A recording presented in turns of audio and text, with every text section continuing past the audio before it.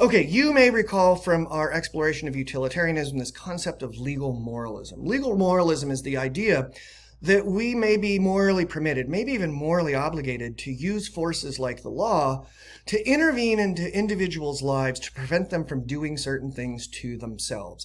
And you'll recall some utilitarian philosophers like John Stuart Mill really strongly objected to legal moralism. And Mill's position was, look, you are never morally permitted to intervene into somebody's life and prevent them from doing something that's bad for them simply because it's bad for them. The only time you're morally permitted to intervene in someone's life and prevent them from doing harm to themselves is if doing that harm to themselves results also in harm to others. And what we discussed in that lecture was this idea that there are not many actions that harm us that don't also have some degree of negative impact on others.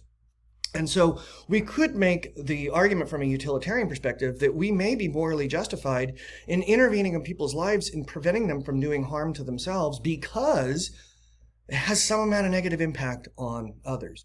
Okay, now think about this from an ethical libertarian perspective and how much the ethical libertarian values bodily ownership. It's total.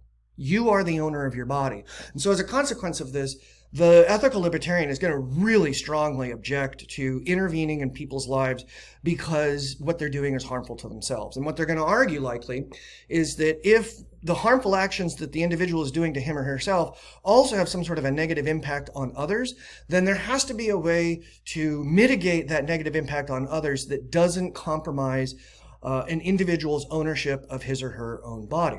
Now, Sandel takes this concept and really takes it to an extreme with this case of Armin, Muse, and Brandeis. I'm sorry if I'm butchering those names, but you'll remember this is the case where this guy, Armin, said, hey, you know what? I've got this fetish. I want to kill and eat somebody.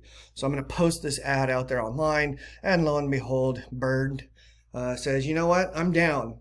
Let's do this thing. And so after signing some papers and getting to kind of know one another, they set themselves up for the big night. And Armin puts Bernd in a bathtub. In fact, it's this bathtub right here.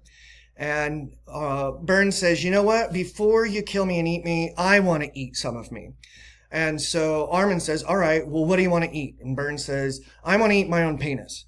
And so Armin says, okay, let me get a knife. And then Bernd says, no, just try to bite it off. And so Armin tries to bite off Bernd's penis. And sorry, I know this is a really gruesome story, but there's a point here, I promise. So Armin tries to bite off Bernd's penis, but it's too tough. He can't do it. So after what must have been a terribly painful episode, Armin goes to the kitchen, gets a knife, comes back, cuts his penis off, and Bernd tries to eat his own penis, but he says it's quote unquote too chewy, or however you would say that in German. And so Armin says, oh, it's okay, let me go upstairs. I got some garlic and some wine and some butter, and I'm going to fry this thing up, and I'll bring it back to you so you can eat it then. But of course, Armin burns it, and it's inevitable. So sorry, Bernd, no you for you. We're just going to let you bleed out in this bathtub, which is exactly what happened. He bled out for a while, and Armin apparently went and read some Star Trek book, and then he came back and eventually stabbed Bernd in the throat. And then proceeded to butcher him, put him up on a meat hook here in this dungeon of horrors that's his cellar. Put him on a meat hook, butchered him, vacuum packed him, and put him in the freezer under some pizza boxes. And then over the course of the next few years would periodically have Bernd for dinner or for a snack. And eventually, of course, this was discovered. And the cops found this out, and they bring Bernd in. And what's really clear to them is that, they brought Armin in. And what's really clear to them is that Bernd consented to this. Not only in writing, there's a 4-hour-long videotape of this whole event in which Bernd very clearly says, look, I'm of sound mind, and I totally consented to this. And so initially, the thinking was, well, did Armin do anything wrong? Right? He didn't murder somebody. He didn't kill somebody without their consent. He killed somebody who asked to be killed. And so one legal question is, what's Armin guilty of? And eventually they found him guilty of manslaughter, retried him, and then found him guilty of murder, and now he's serving a life sentence. But on an ethical level, I think what Sandel is trying to get us to confront is this concept of bodily ownership and how far we're willing to take it. Okay, so maybe think about this in ethical terms. Did Armin do anything wrong by killing and eating Bernd, given that Bernd not only consented to have this done, but asked to have it done? So was Armin doing something wrong? Was Bernd doing something wrong to himself? When Bernd said, I want to put my body to is to have it be killed and have it used as food for another person.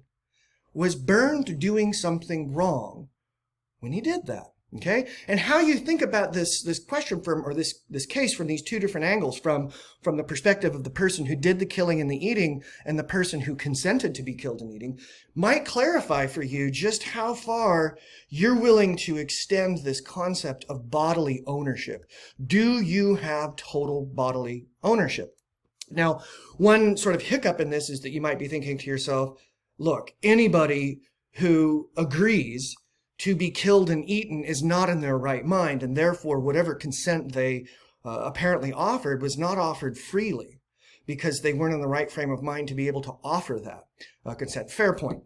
But for the hypothetical, just think about it this way. What if it were possible for somebody to be of otherwise sound mind and just have this really out there kind of fetish, where you want to use your body to be used, or you want to use your body so that you can experience what it's like to be killed and then know that you are being used as food for someone else?